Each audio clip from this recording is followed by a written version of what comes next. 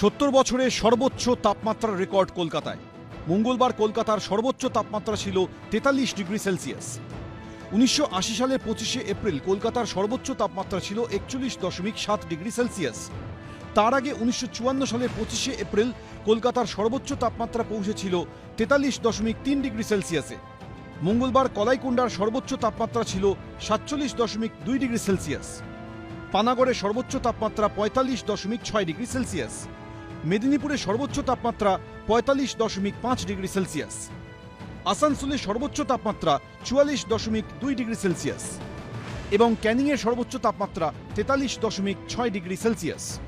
গত 75 বছরের যে রেকর্ড রয়েছে, অর্থাৎ 1954 সালে 43.3 ডিগ্রি সেলসিয়াস, সেই তাপমাত্রাও কিন্তু আগামী কয়েকদিনে ছুঁয়ে ফেলতে পারে কলকাতায়। এই আশঙ্কা কিন্তু একেবারেই উড়িয়ে দিচ্ছেন না আবহাওয়াবিদরা, কারণ আগামী 3 দিন অতি তীব্র তাপপ্রবাহের সতর্কতা রয়েছে।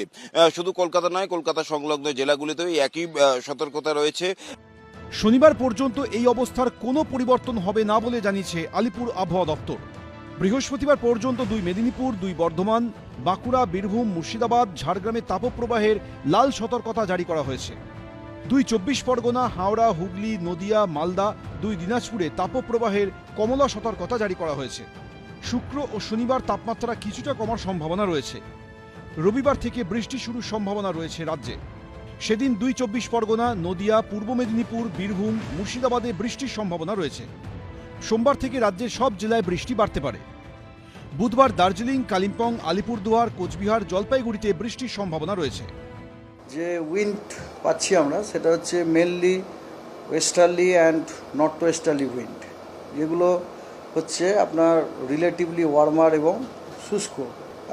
আগামী আপনার 3-4 দিন আমরা ওয়েদার মেনলি ড্রাই থাকবে এবং বিভিন্ন জেলাতে হিট ওয়েভ, সিভিয়ার হিট ওয়েভেরও সতর্কবার্তা দেওয়া হয়েছে।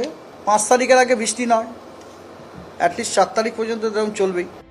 এর মধ্যে দমদমে মৃত্যু হয়েছে প্রবন্ধ রানা নামে 31 বছরের যুবকের। পরিবারের দাবি, হিট স্ট্রোকে মৃত্যু হয়েছে বলে জানিয়েছে হাসপাতাল কর্তৃপক্ষ। বাঁচার উপায় হচ্ছে সুতির জামা কাপড় পরা এবং সেটা হালকা রঙের, আর অতিরিক্ত জল পান করা। ওআরএস হতে পারে, শরবত হতে পারে, ফলের রস হতে পারে, ডাবের জল হতে পারে। আর আরেকটা হচ্ছে খাওয়া দাওয়ার ব্যাপারে যেন বিশেষ নজরদারি দেওয়া হয়। সেটা হচ্ছে ফল মূলের ওপর আমরা জোর দিই, শাকসবজির ওপর জোর দিই। তৈলাক্ত খাবার খেলে কিন্তু জলটা টানে, তো সেই ক্ষেত্রে কিন্তু আমাদের পক্ষে অসুবিধা হয়। যারা বেরোবেন ছাতা নিয়ে বেরোবেন, মাথায় টুপি পরে বেরোবেন। আমার মনে হয় এগুলো যদি আমরা ঠিক মেনে চলতে পারি তাহলে আমরা ঠিক থাকব। মঙ্গলবার বৃষ্টিতে কিছুটা স্বস্তি পেয়েছেন ডায়মন্ড হারবারের বাসিন্দারা।